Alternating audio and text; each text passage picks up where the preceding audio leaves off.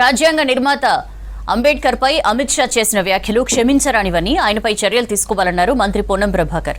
అంబేద్కర్ ఆశయ సాధనకు కాంగ్రెస్ పార్టీ కృషి చేస్తోందని చెప్పారు. గాంధీ భవన్లో జై బాపు జై భీమ్ జై సంవిధాన్ అభియాన్ సన్నాహక సమావేశంలో పీసీసీ చీఫ్ మహేష్ కుమార్ గౌడ్ తో కలిసి పాల్గొన్నారు పొన్నం. రాజ్యాంగం మార్చాలనే బీజేపీ కుట్రలో భాగంగానే అంబేద్కర్ పై అమిత్ షా కామెంట్స్ చేశారని ఫైర్ అయ్యారు. జై బాపు జై భీమ్ జై సంవిధాన్ అభియాన్ ను ఏడాది మొత్తం నిర్వహిస్తున్నామన్నారు కాంగ్రెస్ సీనియర్ నేత వంశీచంద్ర రెడ్డి. నిర్ణయాలని ప్రభుత్వం తీసుకుంటా ఉంది. ఎలా బలహీన వర్గాలకు 42% రిజర్వేషన్ కావచ్చు, ఎస్సీ కేటగిరీషన్ కావచ్చు, ఇతరత్ర కార్యక్రమాలు అన్ని జరుగుతూ ఉన్న సందర్భంలో రాహుల్ గాంధీ గారు ఇచ్చినటువంటి ప్రజాస్వామ్యాన్ని రక్షించడానికి ముఖ్యంగా అమిత్ షా గారు ఏదైతే బాబాసాహెబ్ అంబేద్కర్ గారి పట్ల మాట్లాడినటువంటి మాటలున్నాయో దాన్ని తీవ్రంగా ఖండిస్తూ దేశవ్యాప్తంగా జరుగుతూ ఉన్నాయి. దేశంలో ఇప్పుడు మన అధికారంలో ఉన్న రాష్ట్రంలో అనేక కార్యక్రమాలని రాహుల్ గాంధీ గారి ఆలోచన సరళితో తీసుకుపోయే ఈ సందర్భంలో ఈ కార్యక్రమం రాష్ట్రంలో ప్రతి జిల్లా ప్రతి గ్రామం నుంచి నెంబర్ ఎంత పెద్దది, ఎన్ని లక్షల మంది కంటే జై బాపు జై భీమ్ జై సంవిధాన్ విశ్వసించి ప్రతి ఒక్కరు ప్రతి గ్రామం నుంచి కొంత వీలైనంతలో వచ్చే విధంగా మనం ఈ యొక్క సమావేశం జరగాల్సిన అవసరం ఉన్నది. మహేష్ కుమార్ గౌడ్ గారి నాయకత్వంలో తప్పకుండా అందరూ కూడా అనుభవజ్ఞులు ఈరోజు ఈ యొక్క కార్యక్రమాన్ని నిర్వహించేటువంటి సందర్భం లోపల నేను కూడా ఈరోజు ఈ సమావేశంలో మరి పొద్దున్నే క్యాబినెట్ లోపల జరిగి సభ లోపల బడ్జెట్ కూడా పెట్టుకోవడం జరిగింది. మిగతా కార్యక్రమాలన్నీ కూడా మాట్లాడుకుంటాం. ఈరోజు జై బాపు జై భీమ్ జై సంవిధానికి సంబంధించినటువంటి కార్యాచరణలో అందరం కూడా కలిసి గట్టిగా ఈ యొక్క తెలంగాణ రాష్ట్రం మిగతా రాష్ట్రాలన్నిటికీ ఆదర్శంగా ఉండే విధంగా మన సభ పెద్దగా జరగాలి, మన భావం కింద గ్రామాల దాకా పోయే విధంగా కార్యాచరణ ఉండాలని ఆకాంక్షిస్తూ, రాజ్యాంగం అనేది మనకొక భగవద్గీత, ఒక ఖురాన్, ఒక బైబిల్ లాంటిది.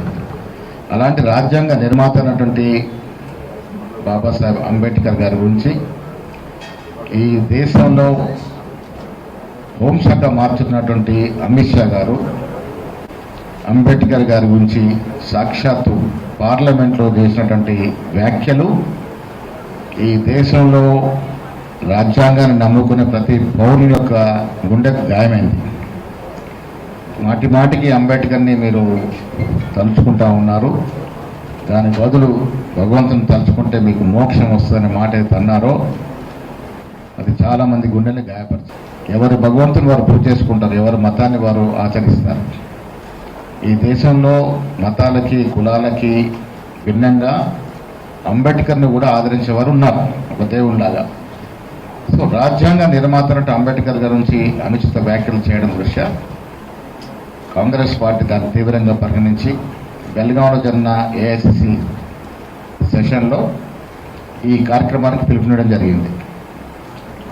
ఈ కార్యక్రమం ప్రాముఖ్యత ఎందుకు అంటే బీజేపీ లోపాయికరిగా ఒక కుతంత్రం చేయబోతా ఉంది.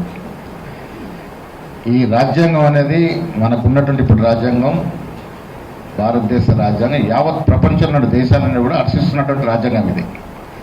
సో ఈ రాజ్యాంగాన్ని సమూలంగా మార్చి భారతీయ జనతా పార్టీకి మూలమైనటువంటి ఆర్ఎస్ఎస్ ఏ విధంగా ఈ ముగ్గురిని, గాంధీ గారిని, జాతిపిత అయినటువంటి గాంధీ గారిని, రాజ్యాంగ నిర్మాత అయినటువంటి అంబేద్కర్ గారిని, మన సమాజంలో ఇవాళ సమానత్వం, మన దేశంలో ఇవాళ అభివృద్ధి జరుగుతూ ప్రపంచంలోనే అగ్రగామి దేశంగా మనం ఉన్నామంటే కారణమైనటువంటి రాజ్యాంగాన్ని ఏ విధంగా భారతీయ జనతా పార్టీ ఆర్ఎస్ఎస్ హేళన చేస్తున్నారో, ఏ విధంగా వారిని అవమానిస్తున్నారో చూస్తున్న పరిస్థితుల్లో ఈ యొక్క కార్యక్రమాన్ని ఈ సంవత్సరం పొడవునా ఒక సంవత్సరం మొత్తం కూడా ఈ జై బాపు జై భీమ్ జై సంవిధాన్ అభియాన్ని నిర్వహించాలని నిర్ణయం తీసుకున్న సందర్భంగా పిసిసి అధ్యక్షులు మహేష్ కుమార్ గౌడ్ గారు భారతదేశంలో అన్ని రాష్ట్రాల కన్నా, అన్ని పిసిసిల కన్నా ముందు